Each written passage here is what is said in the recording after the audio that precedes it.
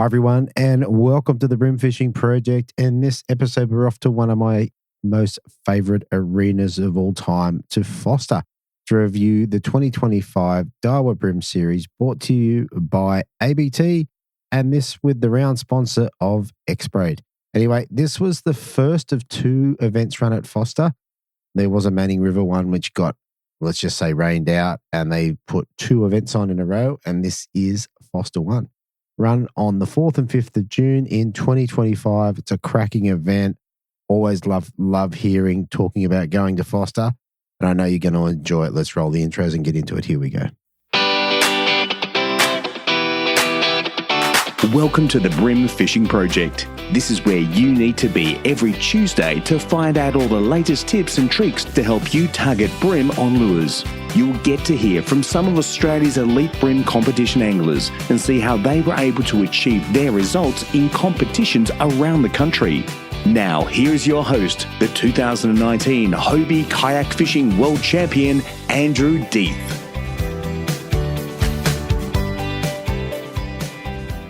All right, so as this goes to air, I think tonight or maybe tomorrow night will be the next catch-up of the collective. We've got a brand new challenge coming in, something a little bit different, something that in a way that I haven't fished before. Can't wait to get into that. There's a few guys that are already quite good at this, and I'm looking forward to it. So if that's something you're looking at that might interest you, jump over to brimfishingproject.supercast.com and get yourself signed up and come along. All right, this is, like I said, Forster 1. So first of two events run on Forster within 1 week. How good is that? Let's run through the stats and what have you, and then we'll get into the angler interviews. All right, so on the 4th of June, we had 18 in the fish activity wheel with a major bite period at 5:10 through to 7:40, with a minor bite period at 11:19 a.m. through to 12:49. Low tide was at 9:34 at 0.42, running up to a high tide at 4:06 p.m. at 1.2. On day 2, we had 31 in the fish activity wheel. So this was a Thursday. Major bite period from 5:50 through to 8:20, with the minor bite period at 12:23 through to 1:53 p.m. Low tide was at 10:20 at 0.42, running up to high tide at 4:58 p.m. at 1.28. Thing to notice about Forster is often the tides are a couple of hours behind. So while those were the tides, probably wasn't in actual fact what happened. All right, here we go with the angler interviews. Okay, so coming in third place in the non-boating division, we have an angler dropping 3 fish for 1.545 kilos on the Wednesday, backing it up on the Thursday with 3 fish for 1.320, giving him a total of 6 fish for 2.865. I have Sam Raco. Mate, welcome to the show. What a great result. Thank you very much. Pleasure to be here. Long-time listener and great to finally be on. Yeah, mate. Look, and you're one of the, not everyone reaches out to say, I got the result, and I really appreciate that. It actually makes my job a lot easier. So thank you very much. All right. So tell us, mate, did you get a chance to shoot up there and have a pre-fish? No, I didn't. Not for the first round. I drove up from Sydney on that day. So no pre-fish for the first round. Okay. So what was in your mind leading into the comp? Have you fished Forster before, or do you have anything in your mind? No, hadn't fished it before. I've driven over it a lot of times, but I was hoping that lots of big fish in the racks, stuff like that. I've heard a lot about it, so I was expecting good things. Yeah, cool. All right. Tell us about Wednesday. Who'd you get paired up with, and tell us a bit about your day. I was with Declan Betts on day 1. Yep. Yeah, fantastic. Yep. So we jumped in, we shot off to a rack that he'd fished the day before, started fishing on the edge of that. I got absolutely nothing. I think I got a small flathead, something like that. I think Declan got a couple early on and started to fill up his bag. Yeah. I pretty much didn't get a fish till 11 a.m. on the first day. Right. Okay. And was that, I think the conditions weren't maybe ideal. Was that what was going on, or tell us about how that went about? So it started raining at about 11:15. Yeah. So just before that rain started coming in, I hadn't gotten anything. And then just before that rain hit, I got my first legal fish. Okay. And what did you get that on? Tell us about that fish. That came, I'm pretty sure, was on a little muss, the Outback Breamer little muss, just fishing along the edge. Okay, along the edge of an oyster lease, or no, in between. So we were bouncing in between leases, and I just cast it out on the edge of the weed bed. Nice. Okay, how was that? Was it a decent fish, or it wasn't too big? I think it was just legal. was Yeah, okay. barely scraped over. Yeah, but still happy to see it. Yeah. Oh, very good. All right. So you got one in the well. Tell us about number 2. Well, then the rain hit and I didn't get anything in that time. So I pretty much thought my day was done at that point. Oh, So it came down really, really hard. So all the wet weather gear came on and we just sort of bunkered down as best as we could and kept fishing. yeah. Once that rain sort of started to ease up, we fished another set of racks and finally got my second fish. Okay. And same deal, was that on the little muss? No, that was on a Bait Junkie Risky Critter. Right. Okay. Yeah. So in between fishing the racks, every few racks I'd end up getting snagged and busting off. So every time I busted off, I just change, put something else on. Obviously, I hadn't caught any fish at that stage besides the one. So every time I got busted off, it was a different lure. And by that stage, I'd sort of gone through everything I had and found a random pack of them. And I was like, all right, let's give these a go. Yeah. Yeah. I was going to say, I'm sure they were tested quite a lot up there, given they're one of Chris Hickson's favourites. Yep. So, and tell us, you're fishing a risky critter. Were you on a jig head or a hidden weight, or what that looked like? Yep. It was on a 1/16 Bait Junkie jig head. Nice. And just sort of casting it out in between the racks and hopping it back along, and I got smashed. Yeah, nice. Okay. So you got 2 in the well. What time is it? Probably about 1 o'clock, I'd say. Oh, so it's getting late in the day. Yeah. All Yeah. right. And then, pulled up to another set of racks and got my third fish shortly after that. So that was pressure off. Same deal, risky critter? Yeah. After that, I just kept it on. I kept fishing that. Yeah, right. And so you're fishing between the racks, but you're basically just letting it sit to the bottom and then hopping it back, or what does it look like? Correct. Just casting it up in between the racks and then just hopping it back. All right. So it would have been pretty late in the day for that. So was that your final fish? No, I think I ended up with a couple more after that. We just found another set of racks, started fishing the outside poles of them, and got a few more after that. Nothing big. I think my biggest one for the day was a 29 forker. Yeah. But ended up getting rid of some of those barely legal ones. Yeah, perfect. And what colour were you using? The bloodworm UV. Okay, cool. That's very cool, especially it's one of the things in these competitions where you can have a tough day, you can have no fish at 12 o'clock and still come home with a bag. Yeah, definitely. And sometimes a decent bag. All right. So you ended up with a 1.545 on the Wednesday. Where'd that have you overnight? I was in 4th overnight. Okay. So not only that, well placed. So yeah. All right. The Thursday, tell us about who you paired up with and how you went about catching your fish. Yep. So I was with Van Newen on day 2. And Van had seen my placing overnight and basically said that the boat was mine. I could go wherever I want, do whatever I want. Okay. Basically just going to drive me there. Yeah, very cool. Yep. Very cool. All right. So tell us then, what was in your mind? What do you think? Well, that afternoon, after day 1, I basically went to all the local tackle stores and stocked up on as many risky critters as they had in stock. So there weren't many tackle shops left with any in stock after I'd been around. Yeah, fair enough. So I pretty much had, most of my rods had the risky critters tied on, and the other rod had a wave minnow in the same colour, the bloodworm UV. Oh, yeah.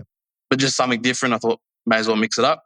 So we shot straight over to a set of racks and sort of, again, sat ourselves in between the racks as opposed to the faces of them, Mm-hmm. and started casting up and hopping back along the edge, along the inside of them, and got a fish pretty early on. So it was a big difference to the day before. Yeah, wow. Okay, so you got a fish early in the day, so you didn't have that pressure of donuts all the way through the morning. Yeah, correct. All right. So you got one in the well. Where'd you go from there? We basically bounced across the next set of racks over, mm-hmm. and pulled another fish pretty soon after that as well. So I pretty much had my bag on day 2, I think before 9:30. Wow. Yeah. Yeah, wow. And the interesting thing is you ended up with a smaller bag. That's quite bizarre. You've gone from obviously struggling on day 1 and getting a better bag. Yeah. All right. And then did you have any missed fish, or did you drop anything that would have made a difference? You get done? No, not really. I think I probably lost a couple of small ones in the rack, but nothing huge. Yeah, right. Yeah, okay. Fair enough. All right. And was there any more to the day? Is there anything else to discuss with regards to the fishing? There was one other fish late in the day. So I pretty much had my bag and we were making our way back up towards the drop-off for the key tags. Yeah. There was one set of racks and we're like, all right, we'll stop in here quickly. We'll just fish in here. And I pretty much had everything already busted off throughout the day. So I had a Cranka Crab tied onto one rod, So I picked that up and started pitching that at the washboards and ended up pulling out a 34 car tar wine. Right. Okay. I think I did see a photo of that. Yep. Well, that would have made all the difference because you're only, I think, 30 grams ahead of Corey. So that last upgrade late in the day was enough to put you up into the places. Very cool. All right, let's talk rods and tackle and what have you. What were you running with the Risky Critter? What was your main setup? So I used the Murasami 772. Okay. The BREAM X. So that had 4 pound braid on it. Mm-hmm. And between 4 and 6 pound leader, I had 2 setups identical. One had 4, one had 6. Yeah, okay. So not crazy heavy. Yeah, cool. And we use and running the same rig for the Cranka Crab? Yes. So the Cranka Crab was originally on a heavier setup, had 10 pound leader on it, but I just didn't think I was going to get the bites on a heavier setup. So I cut that off and tied that on. Yeah, very nice. Very nice. All right. That's very cool. All in all, that was enough to obviously bring you back in third place. What did you get to take home for third place? I got to take home an awesome Cranka pack. So full of mixed Cranka crabs and divers. Yeah, nice. Nice. So you got a full restock there for your troubles. Definitely full restock. Very good. Very good. One last thing before we shoot off. Is there anyone you want to give a shout out to or say thank you to? Yeah. First of all, to my boaters, Declan and Van, as well as all the other boaters that I've had throughout the series. Every time I jump onto someone's boat, I'm always learning something, fishing a different area or a different technique that I've never done. Also to Stephen Nicole for running ABT. Absolutely amazing tournament and love being involved with it. And also to Dane from Zeus Tackle. So every time I go in there, he looks after me. So very good. All right, mate. That is fantastic, mate. Look, congratulations for third place. And yeah, hopefully we get to speak to you again soon. Thank you very much. Looking forward to it. Thanks, mate. Okay, so coming in first place in the non-boating division, we have an angler dropping 3 fish on the Wednesday for 1.645. Backing it up on the Thursday with a better bag of 3 fish for 1.825, giving him a total of 6 fish for 3.470. I'd like to welcome back to the Bream Fishing Project, Mr. Ethan Glover. Welcome back, mate. Thank you for having me. How you doing? Mate, I'm doing pretty well. But I reckon, mate, we had a quick chat before. You've done 6 events and you've had 2 results. You must be pretty happy about that. Yeah, definitely a lot happier seeing the trophy in front of me right now. Very, very good, mate. I mean, like I've said in a lot of episodes, these things are hard to win. And as a non-boater, there's a lot of things got to come together for you to win. And I think, yeah, taking one out so relatively early is pretty awesome. Yeah, that's it. Got a lot of people, some people take some time to get their first event. I'm just happy I could tick it off early and get the pressure off my back for the coming events. That's it. Now it's all about repeating it and doing it again. Yeah, that's it. Oh, there you go. And what I liked about this win, and we'll get into all the ins and outs, but you were like 600 grams more or less above the next competitor in a 6 fish limit. Is pretty good going. Yeah, I got some really good fish on day 2 that really pushed me up and helped me out a lot getting up there. Oh, awesome. All right. Well, I look forward to getting into that. All right. So tell me, in terms of pre-fishing, did you get down there and have a look around? Yeah, so me and Dad went out day before and had a look around. And how was that? Did you guys get onto them? Yeah, so we took a local mate. We know Glenn Hoskin out and went out for the day, had a look up the back of the lake in a couple of secret little holes he's got up there. And yeah, found some fish and actually ended up getting a kilo fish up there. Wow. Blended. That's encouraging. Yeah, and so really wanted to head back up there, and that's a spot Dad had for the comp. And yeah, we definitely found fish up there, but went back down the racks and we couldn't really find them in the racks, struggled, but found what they were eating more or less and started to get a few bites. Yeah, right. Okay, so in terms of the coming into comp day, what was in your mind? What do you have tied on? I had crabs on, obviously, fishing racks and structure, and up the back of the lake I was throwing the Daiwa chubbies. Oh, okay, the rolling cranks? Yep, in Sunnygill. And the golden, I think it's the black ones. Yeah, right.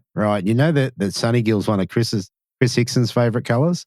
It's a really good colour. It's one of Dad's favourites as well. He got me onto them. All right, so first up, tell us about who you got paired up with. Tell us how your day started. So I had crystalline on day one and started off really good. We had a look at some washboards at the racks and got smoked. First 3 casts, I think I lost a fish on a crab, which was not happy about that. Ouch. But ended up getting another fish and then struggled for a little bit. Probably took about another hour. About 9 o'clock, I got my second fish. Okay, but not too bad. That's just fishing down the front in the washboards and just poking around into different racks, and ended up fishing in between the racks. There's these big like square racks and they got all the underwater racks inside of them. Yep. Oh, and yeah. Just casting crabs in between those, and ended up getting my third fish like that. Okay. And then had an upgrade around 11 o'clock, I think it was. Upgraded a 27 out of my bag. So I had a 27, 29 and 32.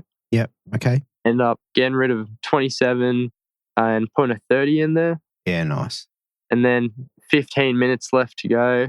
Got another little upgrade of a 29. Right. Okay. Okay. So that sounds like a pretty good day. Did you get them all on crabs? Yeah, all fishing crabs. Wow. Okay. And how many crabs did you leave out there on day one? I had 2 crabs going into the tournament and ended up with 1 left on day one. So I only lost 1, which I was very surprised about. Okay. Fair enough. So you ended up with 1.645 on the day one. Yeah. So was that have you in first place? I think I was sitting in second place on day one. Yeah, it looks like Mark Street had a bigger bag. Yeah, he had 1.7 on day one. Yeah, right. Tell us about day 2 then. Who'd you get paired up with and how'd that day start?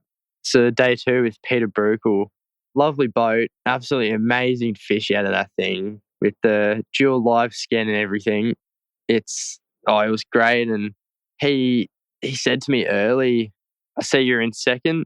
He didn't have the best day one as a couple of other boaters did, and he really helped me out opening the boat up. So went out there and struggled for the first hour and caught 1 fish, and only small one, but ended up getting a couple a bit later on. Yeah, okay. Just still fishing crabs and still fishing down in the racks, just peppering them away, just fishing washboard after washboard. Yeah. And just every cast, just getting as close as you can and just really letting it sit, drift down under them and just wash, pretty much fishing it like you would bait, honestly. Yeah. Just really leaving it and not doing anything with it. Right. And ended up having, I think I had a 32, a 30 and a 26 or a 27 in there. Yeah, okay. And really just knew I needed to get rid of that 26 to do well, and was worried about it. And we struggled coming into the afternoon. We just couldn't find fish, and a lot of people just, as soon as it really got later into the afternoon, it just died down and the bite just really stopped. And we were heading back to the boat ramp and had one more spot, wanted to have a quick cast it, and end up getting a 39 centimeter Taiwan. Oh, nice. Got rid of that 26, 27, and he was definitely kicked the bag up and definitely helped win day 2. Absolutely. How much did you lose all your crabs, or did you end up taking the one home, or how'd that look? So I ended up getting more crabs for day 2, actually. Dad gave me a couple of his spares. Nice. And Peter lent me 2 crabs, I think it was. So definitely helped, and everything just came together, and had 1 crab again at the end of the day. Right. Well, there you go. With your rods and reels and stuff, what were you running for the comp? So I was using for my crabs, pretty much all the fish I caught on my crabs was on my 721 LFS in feet. Oh yeah. Just the red and black one. I find it really nice for that structure fishing, and loads up really nice on them. Really good for fishing crabs, and I find it pulls them out really well. And I was using a Daiwa Cowdia 2000 with that. Okay. And just fishing 6 pound to 10 pound leader, and really just trying to reef them out of there. Okay. Nice. And I think, look, last time we spoke, were you running a Miller rod? Yeah, the grub free. Yeah, okay. I was going to say, that's what I was expecting you to say, you were some sort of Miller. But yeah, obviously the dye is really, really nice. Yeah. I'm hoping I've been looking at another Miller rod actually for crab fishing. Okay. I think that probably covers the fishing. You ended up in first place, so your first win. What did you get to take home? A lot of plastics, a lot of crankbaits, a lot of hard bodies, and a lot of Daiwa gear. So first place Daiwa sponsored comps, obviously a lot of Daiwa gear, which is good for me because I love my Daiwa crankbaits. I love Daiwa plastics and everything like that. So it was good to get, jig heads and everything stocked back up. Definitely, especially for you. Like, I don't know whether you got a job, but you're at school, aren't you? Actually recently dropped out since the last interview and got a job. Okay, so there is a little bit of money. Yes, finally getting some money and getting some gear together and some new rods and that. Oh, there you go. All right. And look, last thing before we shoot off, is there anyone you want to give a shout out to or say thank you to? Yeah, definitely my boaters over the 2 days helped me out. Peter Brukel on the second day and Chris on day one. Definitely big support and big helps over both days with everything. And Dad for taking me down he was a boater, so taking me down there, driving me down, and Mum for letting me and Dad go down there over for 5 days it was. Oh, there you go. Good on Mum. Well, there you go. Did Mum pack your lunch or what? Just little protein bars. Very good. Very good. All right, mate. Well, look, once again, congratulations. Thanks for coming on. And I'm sure we'll get to speak to you again soon. Hopefully we'll. Thank you so much. Thanks, mate. All right. So first up in the boating division, we have an angler dropping 5 fish for 2.435 on the Wednesday, backing it up on the Thursday with 5 fish for 3.04 kilos, giving him a total of 5.475 for his 10 fish. I've got Paul Langley. Welcome to the show, mate. G'day. Thanks for having me. No worries, mate. Congratulations on a great result in somewhat trying conditions. Yeah, I was pretty happy. I knew it was going to be a pretty tough comp with all the water that's come down. So excited to do pretty well. Definitely. And what were your thoughts leading into it with all the fresh water and what have you? Yeah, I definitely was curious. Obviously, it wasn't just a little bit of water that ran in. It was massive sort of flooding up the mid-north coast. So I definitely thought that it was going to have an impact on the system and how we're going to fish. So I suppose that probably devised my plan for the pre-fish and for the comp. And it was, coming into winter, it's pretty cold, expecting that the fish were going to start to stage and move out to sea. And then with all of that extra sort of flood water coming down, I thought, it was potentially going to push the fish down the front as well. And that's where I really focused my energy. So wanted to pre-fish down there and it sort of turned out playing down the front of the system. Yeah, okay, cool. All right, well, let's roll into pre-fish day. Tell us, what did you do? Like, did you just duck down the front or what'd you do? Yeah, to be honest, I had a pretty rough pre-fish. I put the boat in and found that the little hook that holds the boat onto the trailer had actually snapped open. So I sort of went out a little bit concerned and just trying to run around and do a real quick pre-fish, but I had some other boat issues when I got out. So my pre-fish day was pretty short. I was off the water by about 10:30. So I sort of looked around down the front a little bit. The tide was a bit soon to sort of check out the wall and that sort of thing. So I just sussed out the paddock and had a bit of a look. And I suppose the hard thing about Forster is that the system changes so much. The sand bars shift, and the Forster that I fished, I think the last time I fished was in 2021. The Forster I fished back then was completely different to the Forster that we were fishing last weekend. So I just sort of got around, checked out where the sandbars had moved, what leases were likely going to play down in the paddock, and then sort of worked my way down the bottom lake to test that out. And the wind was up. I didn't expect it was going to be so bad. So that sort of shut down my day when I couldn't sort of fish down the bottom lake and check it out.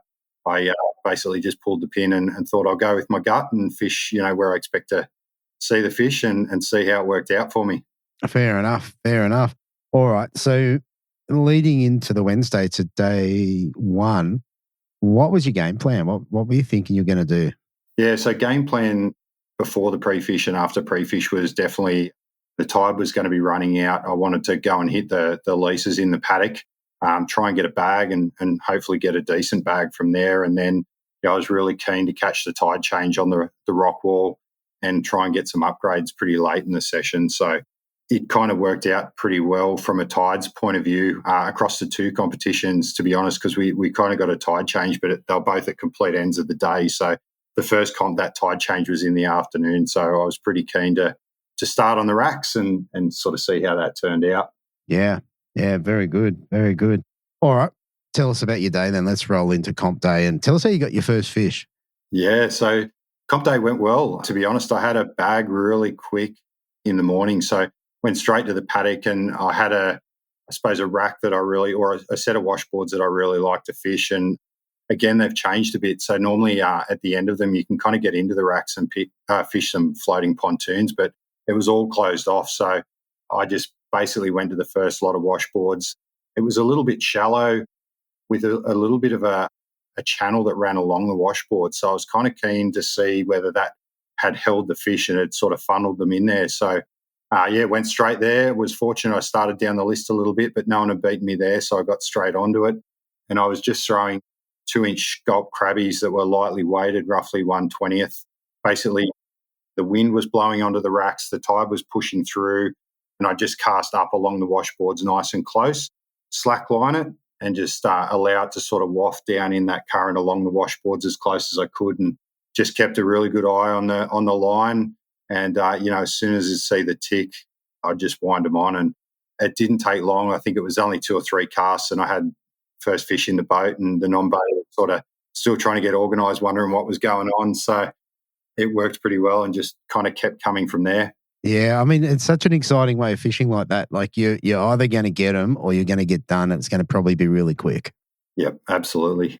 To be honest, I didn't lose too many. I was only running 6-pound leader, and most of them just sort of followed that current down along the washboard. So that was pretty easy to sort of coax back out. Just steer them out. Yeah, interesting. All right. So as the day kind of progressed, did you upgrade your bag or did you just have that look? Yeah, it kind of got a bit tough. So I got the first 5 pretty early, and I think I was already sort of getting the first 1 or 2 upgrades by 8 or about 8:30. By 8:30, was sort of starting to push up and explore some of the other washboards and leases. We did that for a little while, and the size of the fish was pretty consistent around that sort of 27 to 29 fork. I think I had 131 forker. So, I made the decision to move away from that and just see what we could get elsewhere, because I was obviously keen to get those upgrades and didn't want to just keep smashing the same washboard. But it was pretty tough. I moved around a fair bit, and obviously the arena had been constrained because of the weather. So everyone was sort of down in the front part of the system, which made it a bit challenging. So went up to fish some of the Coffee Rock on Wallace Island, and there's 3 boats all fishing that. So kept going to the next. Move on. Yeah, it just kept kind of sort of moving on. And I didn't really get too many upgrades. We got a few more fish, burning around, but there was nothing that was substantial, or most of them were sort of undersized or just legal. So it didn't sort of upgrade the bag too much. But I was sort of holding out for that tide change later in the day with a plan of heading down to the front and either hitting the bridge or the rock walls and trying to get those final upgrades. Okay. And for that first part of the day, was it basically crabbies? Yeah, I pretty much fished crabbies most of the day. On some of the deeper stuff, I was throwing Z-Man grubs just on a slightly heavier 1/12 jig head. But yeah, predominantly all the fishing that I did was around washboards, edges, and fishing those crabbies, and occasionally just throwing a Cranka Crab. But yeah, okay. And you said that you pretty much got everything in. Did you lose any that you were worried about? No, absolutely none. It was kind of like a bit of a dream run where everything I hooked, I got in. I didn't drop too many fish at all. Yeah, wow. And then to round the day out, did you get any down the front on the rock walls and that? Yeah, so got down in the end and basically pulled up a bit short of where I would have liked to have fished, and got one straight away. It was about a 29 fork, and was able to upgrade out a pretty small 20, I think it was a 24 fork, just sort of legal, and then moved down to the end of the other side of the wall and banged another upgrade. But that was sort of where it ended, to be honest. So didn't really get too many fish on the rock wall, which surprised me. I thought on that tide change we would have got them, and stuck it out. I really waited for the tide to stop roaring out, waited for that ebb, and then as it started to run in and that clean water came, I was really confident that that'd bring the bite on as they were starting to move back in, but it just didn't happen. So no. Never mind, mate. Never mind. Oh, either way, mate. Look, you ended up with a pretty decent bag, 2.435. Do you remember where that had you overnight? No, I don't actually remember. I think it was down in possibly 7th place. It was a little bit further down. I had some moving to do on day 2. Fair enough. All right. Well, let's roll into day 2. Tell us how day 2 played out, and was it pretty similar to day 1? Yeah, it was. Day 2 was pretty much a rinse and repeat. So straight back to the same lease, fished it up a little bit further, but still in that pinch point where there was the sand flat pushed into the little channel along the racks, and it literally pulled up, first cast, had just got the lecky down but cast out, and I was on straight away. So it went exactly the same. Probably slightly smaller fish overall, but the smallest fish was a little bit bigger than my smallest from day 1. So day 1, 31 was my best off that spot. Day 2, it was a lot smaller, but my smallest fish were still 26 fork rather than the 24s that I was carrying out of there on day 1. Right. And did you surprise your next non-boater? Was he going, what's going on? Yeah, absolutely. He was same deal. He was like, he hadn't even got up out of his seat, and I was already sort of trying to get access to the live well. So It worked all right. But yeah, non-boaters did well both days. They both managed the limit and were pretty happy. So very good. Very good. All right. So you got another bag early. How'd the rest of your day play out? Like, did you try and you run back up the back again? Yeah, pretty similar plan. Sort of ran looking around down the front. I had some racks that I wanted to fish, and I ran there just hoping that they were going to be out of the wind, sort of behind Regatta Island. So we did fish some leases around the back of Regatta Island, which were super glassed out. The water was really black, actually, rather than sort of stained brown. It was really black, but didn't get much there, and then went to some other racks behind another island near Regatta Island. And again, the racks had changed. So the direction that the racks were set up was different to what I'd fished a few years ago, but the wind was absolutely pumping through and it just wasn't doable. So I had to sort of move. We went down and did a little bit of fishing through Point Road and got into a few racks that hopefully no one else had been in, but just didn't sort of manage too much. Actually, we went and checked out a little cove in behind Point Road that a few people had driven past, but it's a little bit, you got to go, it's a bit of a snaking around the sandbars to get in there. And we got in the back, and Manoni managed to bang a couple of fish off some boats down there and upgrade and or fill his limit and upgrade a little bit. So it worked out pretty well from that point of view, and then just worked on getting back to the rock wall. Okay, so it was an exact rinse and repeat. So once you got back down, so the tide was obviously an hour later on day 2. How did that play out? Did you get some upgrades, get into some bigger fish? Yeah, I wouldn't say bigger fish. We definitely had a little bit more time to wait for the tide to turn and a lot less of the run in, but it definitely worked out a little bit better. Pulled up, didn't catch anything for a little while, but right on the tail end, just before we came in for weigh-in, it sort of happened and managed to get a decent tar wine, and it ended up a pretty decent upgrade. So. Yeah, wow. Okay, which obviously made all the difference. I'm just checking out the scoreboard again. You ended up 5 grams in front of Cromo. No about that. So you just got just enough to get through there, which is pretty good. And I did look at your non-boaters. You had the 2 Allens, mate. How good is that? Yeah, absolutely. It was actually pretty cool to see. Mark Healey had boat trouble and had to borrow, so he borrowed a Stratos 285, identical to mine. Cromo running a Stratos 295, so pretty much identical to mine, and then myself in third with a Stratos as well. So there you go. Well, that is very cool. All right. So what I can take from that is you did most of your fishing with gulp crappies for the 2 days, a little bit of Z-Man grubs in motor oil? Yep, yeah, motor oil, and then all crabs down the front on the walls. On the walls, okay.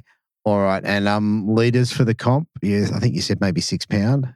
Yeah, I just ran 6 pound on everything, and I even find if the lake was closed, but even down the back in the lake, especially when it's dirty, you can run a slightly heavier leader, and fishing those flats, the weed does do some pretty decent damage to 4 pound leader. So I generally just run 6 pound everywhere in Forster. Okay, and a brand? Do you have a favourite brand at the moment? Yeah, I use the Yamatoyo, so it's the Chinu Harris in 6 pound, and then run the Yamatoyo the braid, the 10-pound braid in the resin sheller. I find that's really good. I run that for everything, whether it's bass or bream fishing, and just change my leaders accordingly. Yeah, nice. Yeah, I'm not familiar with the braid, but yeah, very good. All right. So all in all, like we said, was enough to bring you back in third place. Just the narrowest of margins above Cromo. What do you get to take home for third place? Yeah, so third place was $1,200. Plus I got the third Mercury bonus for running third, which was another $75. So $1,275 in total. Nice. Very, very cool. All right, mate. Well, look, last thing before we shoot off, is there anyone you want to give a shout out to or say thank you to?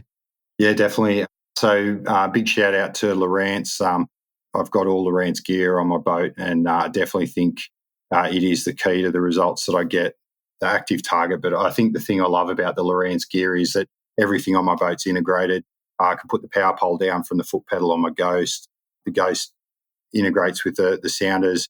Super easy to use, and I just think, they make all the difference to my day on the water. Spotter sunglasses, great quality Australian product. Mad Keen Clothing up on the Gold Coast makes some pretty cool sort of clothing and apparel. And finally, JML, Anglers Alliance. So again, some really good products coming out of the brands that they supply. Yeah, that's right. JML, they've just released the new crab thing. Yeah, crab claws to go on the Maruki crab. So yeah, they're pretty keen. I haven't got my hand on those yet, but I know Blake O'Grady did a whole heap of work with Tony and the team from Eco Gear to bring them out. So I think they'll be a real game changer and a lot more cost effective than throwing Cranka crabs at some of the gnarly structure we like to throw them at. Exactly. And I think Mariki, or whatever the name of the crab is, they're actually pretty good crab bait, even with just a single hook in them. So I think with trebles, like 2 trebles, they're going to be really good. Yeah, absolutely. They'll be deadly. But yeah, big shout out to the guys that we travel and stay with as well, Rob Arlington, Timmy Bruce and Rodney O'Sullivan for a pretty good weekend and heaps of banner. Very good. All right, mate, that is fantastic. Congratulations once again. And, mate, I'm sure I'm going to talk to you in just a very short time. Certainly will. Thanks for having me. Thanks, mate. Coming in a second place, we have an angler dropping 5 fish for 2.685. Backing it up on the Thursday with 5 fish for 3.135, giving him a total bag of 5.82 for 10 fish. I have Stephen Pryke. Welcome back to the show, mate. Thanks, mate. Thanks for having me again. Mate, you've done well up there at Forster in difficult conditions, mate. Yeah, it's been a while since I've been there, so it's been good to be back up at Forster and good to sort of get stuck into them. It was a bit of a fish fest, really. Exactly, mate. And look, you had an incident, which I'm looking forward to exploring. Yeah. We'll get to that when we get to it. But also, well, tell us about pre-fishing, mate. Did you get out on the Tuesday and have a look around? Yeah, the Tuesday thing that I hadn't fished the system in, I think, about 5 years. Me and Dad, put a big day in, got out there nice and early, hit some of the old racks that I used to fish, sort of blown away a little bit, like go to the paddock and it was like, where's that island gone that used to be behind the paddock? And where's this oyster reef gone? And these sets of racks. So it sort of took a little bit to get my head back around the place. So yeah, bounced around, checked out a fair bit of racks and bits and pieces, shot up the back of the lake, was meted by quite a lot of wind on pre-fish. She was pretty wild, the first pre-fish. It was sort of like being back on Gippy Lakes, come around the corner and 4 white caps and start bashing and crashing. Right. Yeah, so it was a bit interesting, but yeah, it was good to get out there. And did you get some fish, like on the pre-fish? Yeah, got plenty of fish pretty quickly. Sort of, when I seen the water, it was a bit dirty very dirty realistically for Forster standards, but not so dirty for what I'm used to. You could probably see 3 foot into it. Okay. 2-3 foot. Yeah. So a bit of suspended dirt in it, bits and pieces. So yeah, more just went and hit the racks we did, and yeah, didn't take too much to find fish. I went exact back to the set of racks that I did really well in the last Hobie event I went there. Okay. Yeah, pretty much thought, I'll go back here. That's where I caught them last time I was here. Okay. First set of racks, crank and trays, and caught a couple of fish pretty quickly. And got them. Well, there you go. Yeah, got fish quickly in the trays. Yeah, then just mixed it up between cranks and plackies and bits and pieces and just try to dial a pattern in. Yeah, okay. Cool. All right. So then comp day. So you went out on the Wednesday. Tell us about your day. Tell us how it started and how you went about catching a few fish. So the Wednesday, much like the Thursday, It blew its absolute guts out. Yeah, right. It was full on out there. Nose into the wind, into the current. Electric was nearly on 75, 80% max out power all day just to try and keep you on the spot to cast up the back of the trays, back of the poles. Yeah, wow. So that made it pretty wild, and casting was painful. Yep. Especially fishing racks, and sort of you're trying to get it nice and close and right across trays and stuff like that. And there was a lot of donated gear. Okay. Dodgy casting and bits and pieces like that. Yep. Yeah, I got a bag reasonably quickly. I started in the paddock, just going around fishing posts in there, put a bag together pretty quickly, and then sort of just tried to grind it out, trying to get fish. But it become that feral and that hard to fish down there, I had to leave. Right. Just simply because you couldn't fish effectively. Wow. And were you doing the same sort of thing? What, you using cranks to crank past the structure, or plastics, or what were you running? Those sets of racks down there, I was mostly just throwing plackies, just grubs on a 16th, plunk them next to the pole, let them sink down. If there was a fish there, generally they wouldn't make the bottom. Yeah, right. Seemed to be on that initial drop or first hop. If you didn't get a fish then, they weren't going to get one on that cast. They seemed to be right onto it in that initial drop. Yeah, right. So that's sort of how I started most of that. Then, with the weather conditions getting worse and worse, tried fishing Breckenridge Channel. The wind and tide were lined up perfectly in there, so you were absolutely hooking through there. Yeah, right. I gave up on that real quick. Yeah, okay. I ended up in the mouth of the Willamba. Okay. Yeah, there was a set of sheds there. I got a bit lucky. I sort of me and Minoni was like, this is that hard to fish down here with the weather conditions. Let's just go over there because we can stand up properly and maybe fish effectively. Yeah, okay. Yeah. That's how it was going.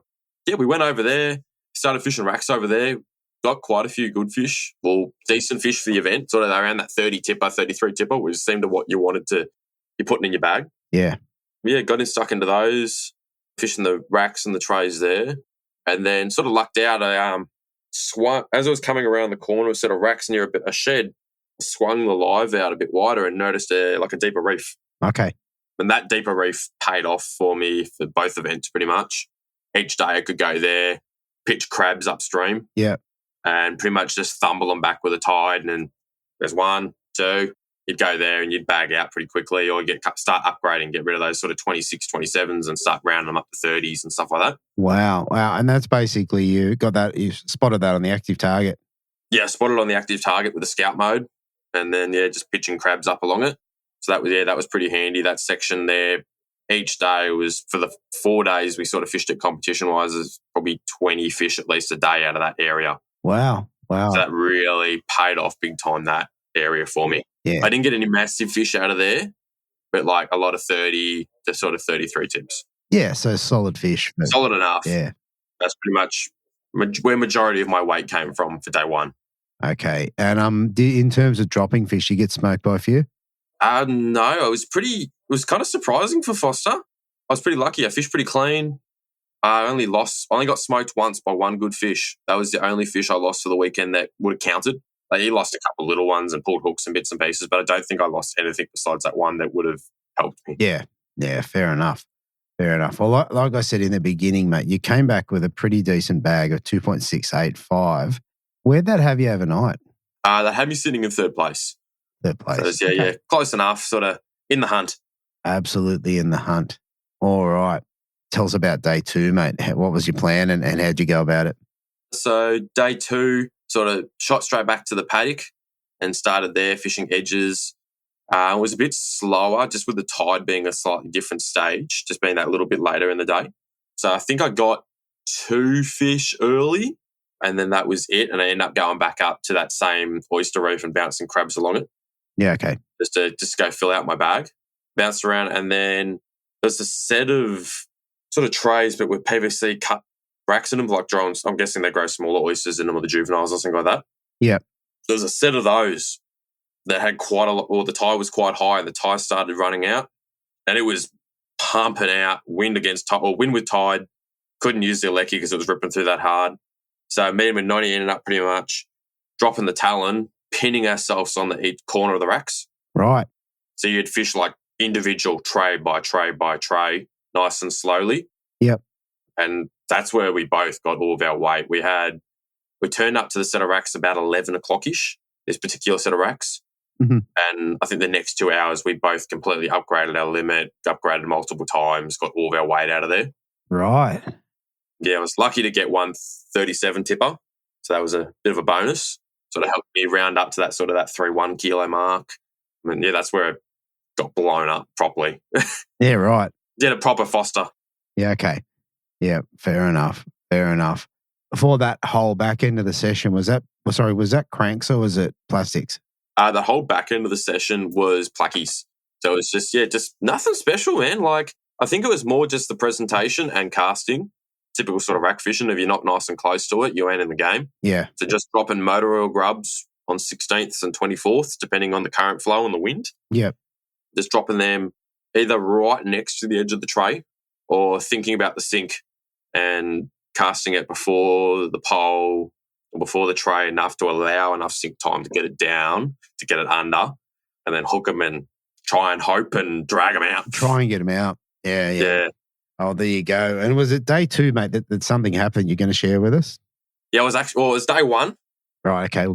Yeah, sort of got to bust out a few of my my day job back home, swim teaching.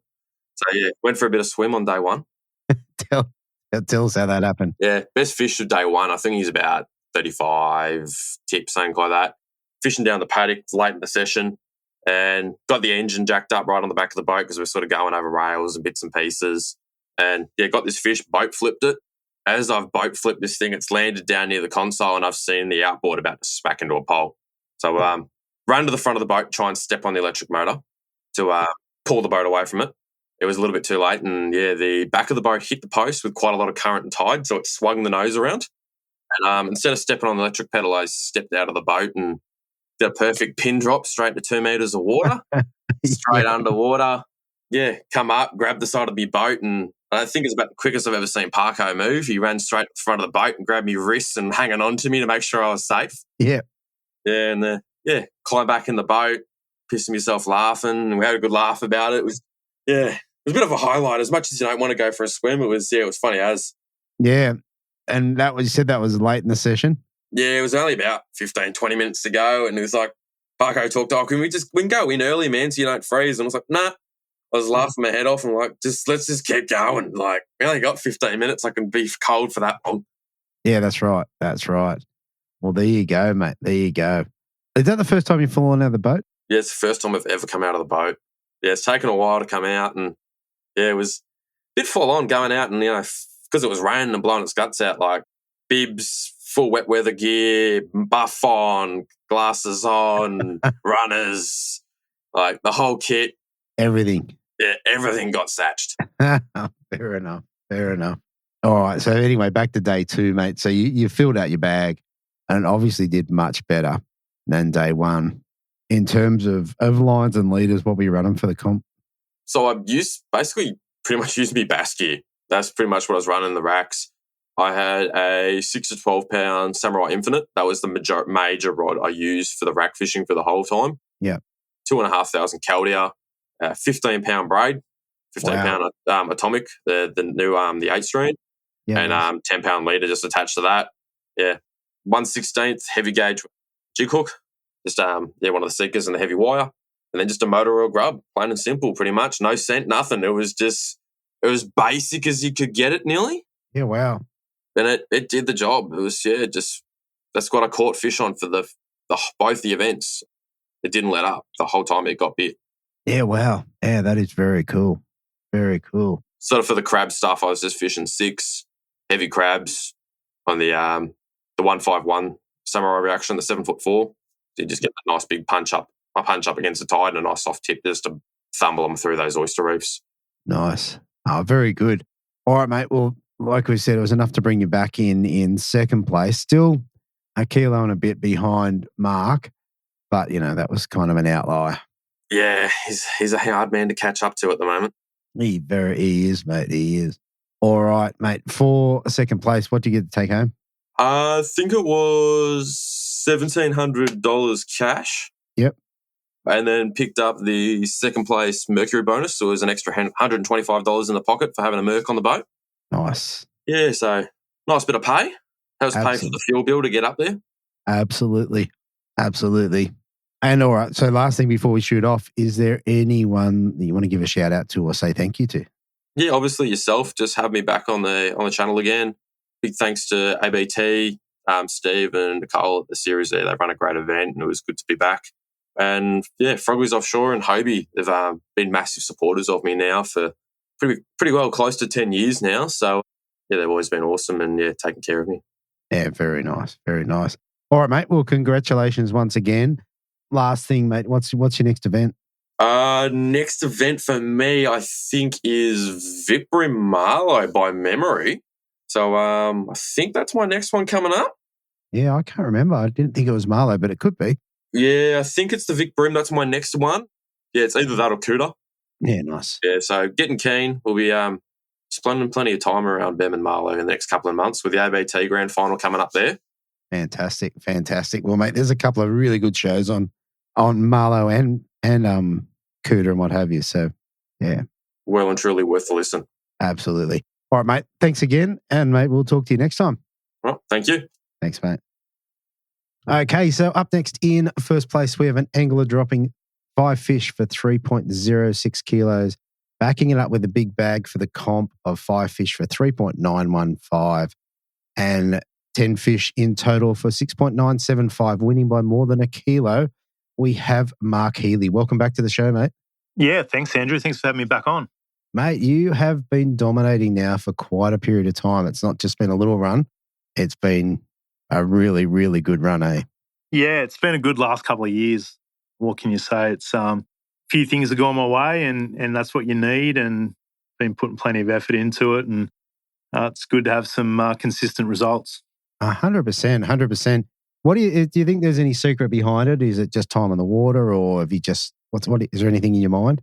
And I think you've hit the nail on the head there. I think it's time on the water, it's experience, it's just putting all those little pieces of the puzzle together. And I have been fishing tournaments for the best part of 20 odd years, and I guess it's just experience and being able to make the right decisions at the right time. And that's what tournament fishing's about. Like, there's plenty of guys that are, amazing casters, amazing anglers and that type of thing. But when you're fishing a tournament to be successful, it's more goes into it than just being a good fisherman. It's about making the right decisions at the right time and throwing the right lure and being in the right location and all that type of thing. And listen, I don't always get it right, and I don't think anyone ever does. But when you get it more right than often, that's when you start getting more consistent results.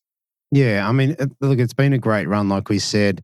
And the thing that's worth noting is the quality of your competitors is really high. There's some guys out there that can really fish, and for a good period now, you've been going really well. So, yeah, I guess congratulations on that. Yeah, thanks, mate. That's good. All right. Now, Forster round 1, mate, was a bit of a tough round weather-wise and a couple other factors coming into us. Tell us about your pre-fishing. Did you get up there and have a look around? Yeah, I did get out on pre-fish day, had a bit of a look around. I was sort of, I guess, halfway through where I wanted to get around and have a look, and I actually had some mechanical issues, and I actually got towed in from the lake on pre-fish day. I broke down about 11 o'clock, and that was pretty much the end of my pre-fish day. I got off the water and took my boat to the local marine place and stripped it down, and found out that I'd actually done some damage or I wouldn't be able to get back on the water for the comp. So I spent the afternoon trying to acquire another boat, a lend boat for the events. And luckily enough, a fellow that we know from Taree, he was good enough to come on board and lend me his boat, which is a very generous thing to do for the week actually. So that was really, really fortunate, and I'm very grateful for that. Yeah, mate, that's a great effort to have some. Wasn't aware of that till just now, that you'd use someone else's boat to not only just compete but to win the event. It's pretty impressive. Yeah, I mean, like, it's always good to fish out of your own boat. Obviously, you know your boat.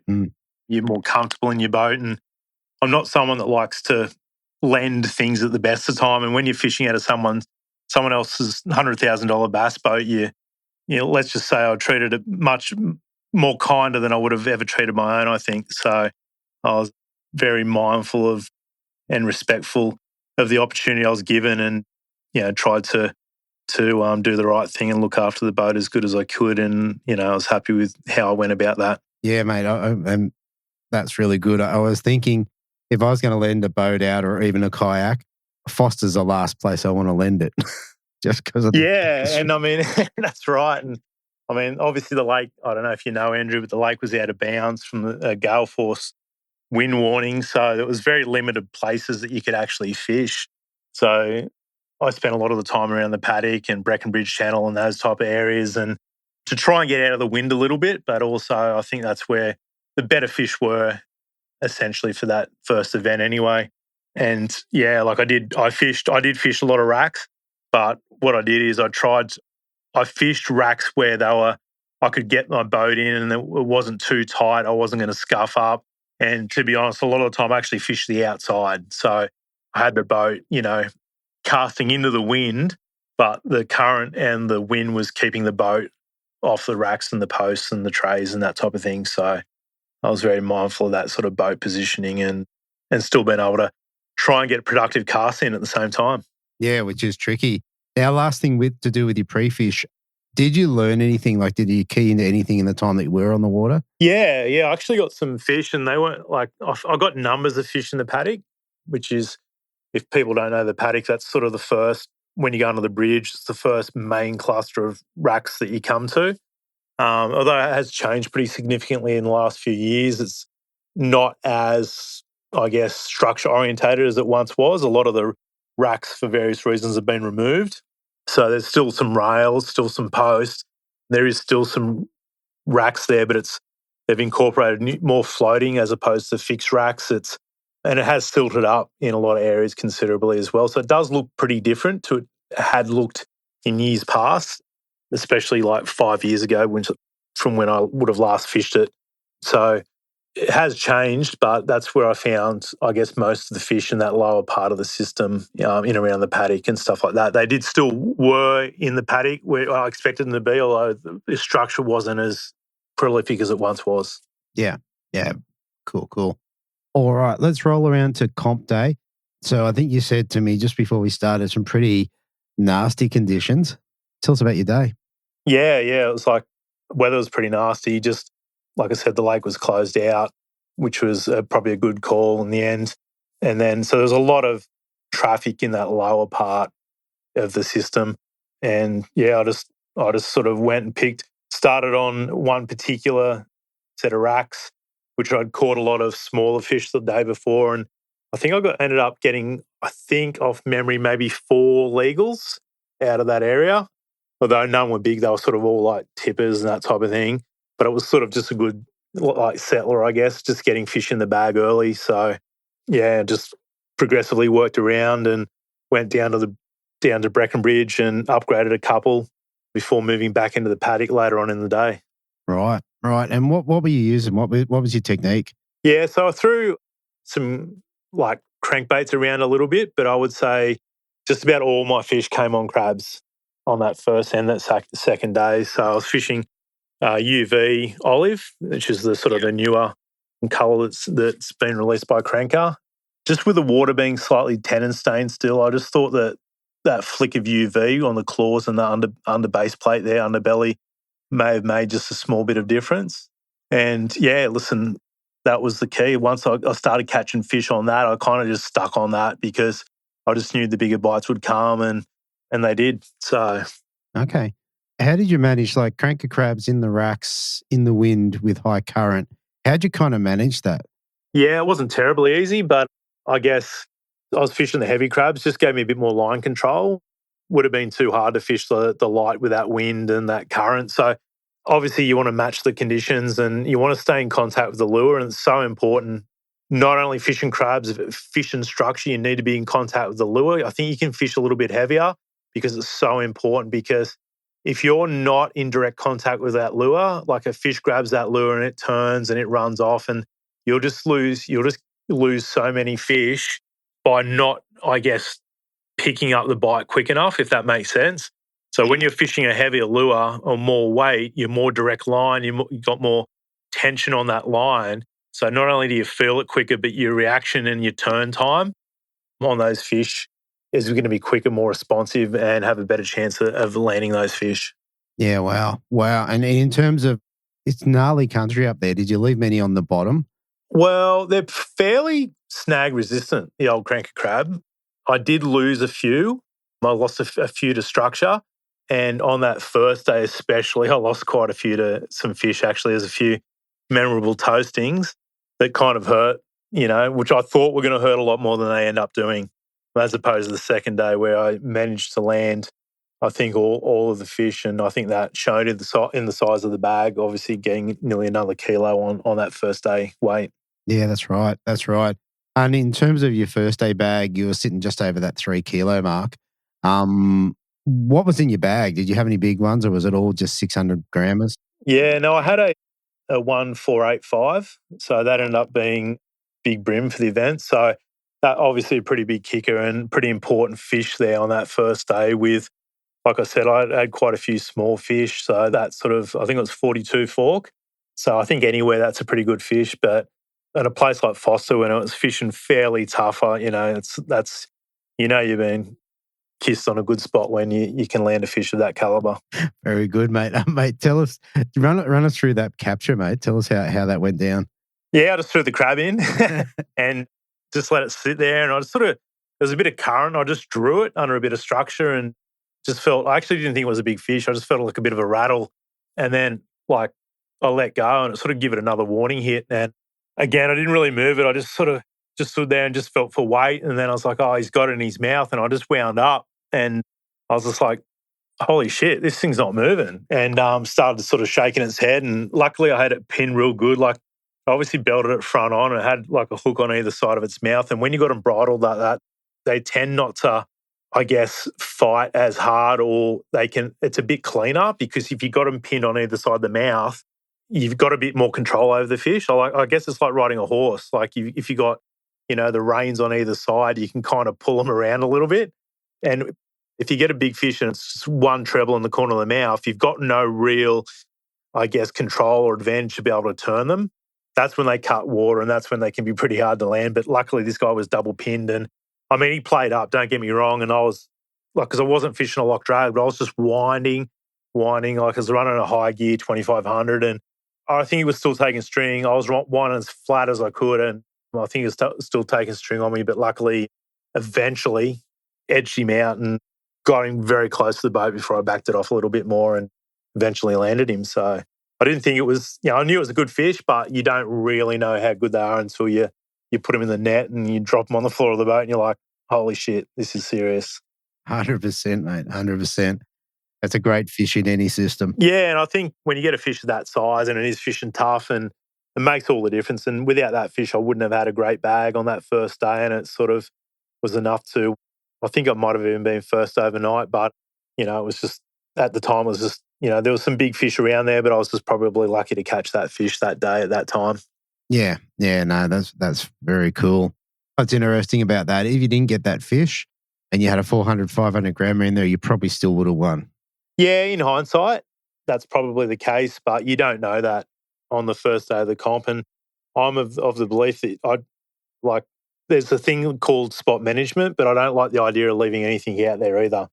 So if you know you can get good fish, I think you need to capitalise while you can because the next day conditions change, things change, and maybe out of your control, those fish may not be there. So yes, multi-day event, you need to manage your spots, you need to be smart, you need to be wise about things, but you need to also make sure you're not leaving weight out there. Yeah, I think so. And I think the spot management is a tricky one, but also in a system like Forster, especially down the front where it runs so hard. Yeah. Those spots should replenish. Yeah. I mean, I think they do. Like, it's pretty close to seaway there. Fish are moving in and out all the time. It's very tidal. There's fish moving around. Like, you can see fish moving around. They did wise up. They come, obviously, 6 days on the one arena. It's very hard. And, I guess that's where I probably struggled a little bit on the second tournament where the fish I was fishing, I guess the fish I was targeting, the fish I was fishing for they had so much pressure that there were still fish there, but they'd had effectively 6 days of pressure, and they probably reflected a little bit in the weights there in that second event as well, I think. Yeah, it's interesting. How did you feel after sort of 6 days or 5 or 6 days on the system? Was it good or was it too much, or what do you think? I mean, I would have liked to have fished another venue. to be honest. I don't think anyone particularly wanted to fish 6 days in a row on the one arena. But in saying that too, like, I can appreciate and understand the decisions that had to be made at the time. And I think to still be able to go and fish 2 events was successful, and it's better than not being able to fish the events, if that makes sense. So, but yeah, I think for me, a new event on a new arena, like, I always like fishing different events, and I was looking forward to Tari probably more than I was to Forster, to be honest. But obviously with the recent floods up there, that wasn't going to be an option. So it is what it is, and sometimes you just got to be able to adapt and fish the conditions and fish the venue. So yeah, it's interesting. Like, I love Forster. I would have loved to have fished a week up there, and I think the manning would have been very tough. Yeah, listen, I think it might have been. It's hard to tell, but I think there was a lot of debris and a lot of stuff still coming down the river. So I think ultimately ABT made the right early on decision there, and the decision was made. And when the decision's made, well, just go and fish Forster for 6 days. That's it. Sounds great to me. All right, let's roll around to day 2. Mate, what were the weather conditions on day 2? Was it sort of similar? Yeah, it's pretty foul. Lots of wind, lots of rain, pretty wet ass, that type of thing. So it wasn't typically enjoyable weather, but it never is. And that's the good thing about fishing tournaments. You don't get to pick the weather, you don't get to pick the time you go fishing, you don't get to pick the tides. That's why tournament fishing's so good. Everyone's forced to fish the same, environmental factors, the same conditions, the same scenario of events. So that's why tournament fishing's special. It's unique, and that's why some people love it and some people don't. So if you want to sleep in, you want to pick your moon phase and the tides and, be the only one on the water, well, don't fish the tournament. That's right. That's right. If you want to challenge yourself against the best and try and nut it all out and work it all out and challenge yourself against a structured set of rules and venues and other tournament anglers and that, then maybe tournament fishing's worth a try. Yeah, exactly. Well, mate, tell us how your day went. You said that you landed a lot more of your fish. How did it start? Did you get into them early? Yeah, listen, I did. It was sort of progressive. I guess I had the best part of that bag by maybe 10 o'clock, maybe 10:30 off memory. I can't remember. They didn't all come at once. It was sort of picking one off here and there. But when you sort of found the area that they're holding, then like very much just sort of stayed in that area and just picked it apart. I didn't cover a lot of water. To me, this event wasn't about covering a lot of water. It was about picking an area and just like absolutely pulling it apart and, just breaking it down and just making sure that crab landed in every square foot of that area, just because where there's often one fish or one good fish, there'll be other good fish. And I was certainly just, breaking it right down and just fishing as methodically as I could. Yeah, right. And did you find that the fish sort of came on and off with the current or without the current? Was there any sort of thing going on there? Yeah, I think like the tide, I got most of my fish on that run out tide, which predominantly was all comp. And I think the second comp, like my areas weren't as tidal as they were in the first. And I think that's why it was harder to catch fish and the size of the fish that I did catch in that first comp as well. Certainly needed that tide. Like I was throwing crabs in and I was sort of letting them drift in under structure. And then that's where you'd get bit more often than not. Like it wouldn't even be as soon as it landed. It'd have to actually drift in a foot or two under the structure. And it is a bit risky. You can lose a few fish. And I did lose a few fish on that first day doing that. Probably, I guess, a bit more luckier on the second day. I had a fish swim the right way. And yeah, got some good fish. But yeah, that tide to me was very, pivotal in being able to get my lure where I needed to get it and get the bite. You just couldn't get your lure without that tide. You couldn't get your lure to where you needed to get it to get the bite, if that made sense. Yeah. That's interesting. The thought of being in Forster with those conditions and letting your lure drift in under the structure makes me nervous just thinking about it. Yeah, it does. It's not, you need to stay concentrated the whole time. So you don't want to, if you break your concentration for 3 seconds, that's when a fish will eat it. You know what I mean? And if you're not on that, if you're not looking for that tick in your line, if you're not feeling for that slightest bit of weight, and ready to respond really quickly, that's when they'll get you. And that's when it's game over. Yeah. Yeah. And once again, tricky wind conditions, someone else's boat that you don't want to hurt, made a few things against you. Yeah. And sometimes you might, I'll find I know the cast I want, I know the cast that I need. And, it may, when you're in those conditions, it's not always that first cast that's going to be right. So I'm very much if I make that cast exactly where I want it the first time and I don't get a fish, then I'm content with that. I'll move on. But if I'll make a cast 4 or 5 times until I feel like I've got it right, if that makes sense, until I'm convinced I've got it right. And then if I don't get a fish or I don't get a bite, then I'll move on. But I'm not going to leave, I guess, without making sure that I'm in the zone or I'm feeling like I need to be, like I am where I need to be. Yeah. Yeah. Very cool. All right. In terms of extracting the fish, what gear were you running? What was your go-to setup for there? Yeah, so I was fishing. The rod was a Shimano X Pride, which is a 6'10" medium light. So it's got plenty of pulling power. I've caught sooty grunter on it. I've caught small Jew on it. I've caught snapper on it. And it's just a really good, I guess it's medium light JDM. So it's light enough in the end to cast the crabs accurately and sensitive enough, but it's still got the pulling power for extraction as well. It hasn't got those really tiny micro guides, so you can run a heavier leader and a longer leader through the rod without having any problems, which I really liked. I was fishing sort of 8 to 10 pound Oshia leader, 6 pound Kariki. That's what I run on all my reels. And I matched it up to a Vanford 2500 high gear. And I was fishing the high gear particularly just for line retrieval. And I think that can make the difference between landing fish and not landing fish at times. When you're talking inches, you certainly want to be able to sort of crank and get that retrieval, get those fish moving. And once you turn a fish, you kind of want to just keep it coming, because if they turn around, they're big enough. It can be not far away between where they are and structure. So you really want to be able to get them in the boat as soon as you can.